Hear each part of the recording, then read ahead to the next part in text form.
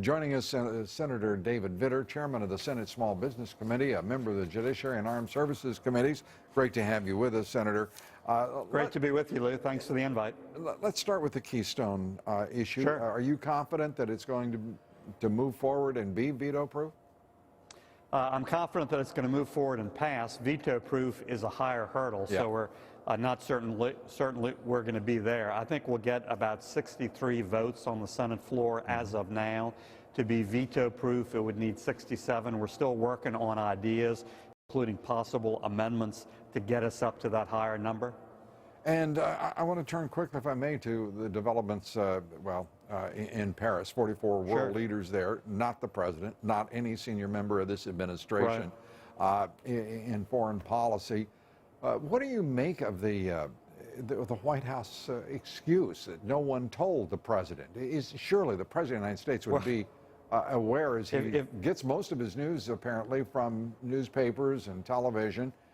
If no one told the president about a huge terrorist attack and the planned response to it, including most world leaders going to Paris, something's really wrong, and ultimately it's the president's responsibility. You know, this is not a staffing issue.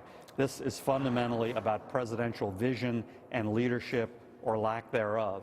You know, to take another example, when President Reagan said, "Mr. Gorbachev, tear down this wall," you know who personally wrote that line over the objection of every staff member in sight involved? Ronald Reagan.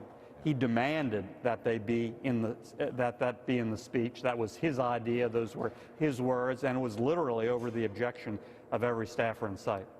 And what do you make of Politico and other left? If I'll just put it forward straightforwardly, House organs of the Democratic Party putting out this nonsense about staffing is the problem. They're doing damage control and spin for the President of the United States instead of reporting it, are they not? I think they clearly are, and they are completely tone deaf and are completely out of step with the American people, who whatever they are, Democrats, Independents, Republicans, clearly agree that this was just a real blunder. I want to turn to immigration. There are all sorts of indications that the House is going to move forward with legislation. It's clear that there is a move afoot to blunt the executive order of the president. Your thoughts on immigration? You're the chair of the Border Security Committee. Tell us your thinking. Well, I think we all need to act strongly to block this illegal, unconstitutional executive amnesty. And so I certainly am going to support the House effort. I think they'll be successful. I think they'll send it over to the Senate. And then we need to try to get 60 votes for that or something close to it in the Senate.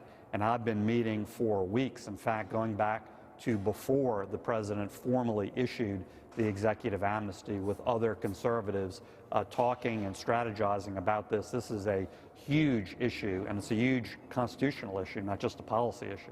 You met last week with Loretta Lynch, the president's nominee to replace Eric Holder as Attorney General. Your thoughts? Are you supportive? Did you like her? Did you not?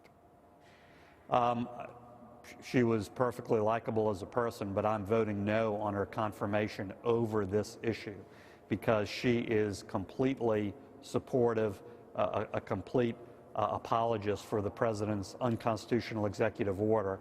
And if she were allowed to be chief lawyer in the country, that would be a significant position trying to further an unconstitutional agenda. So I've said publicly I'm voting no on the confirmation over this specific issue.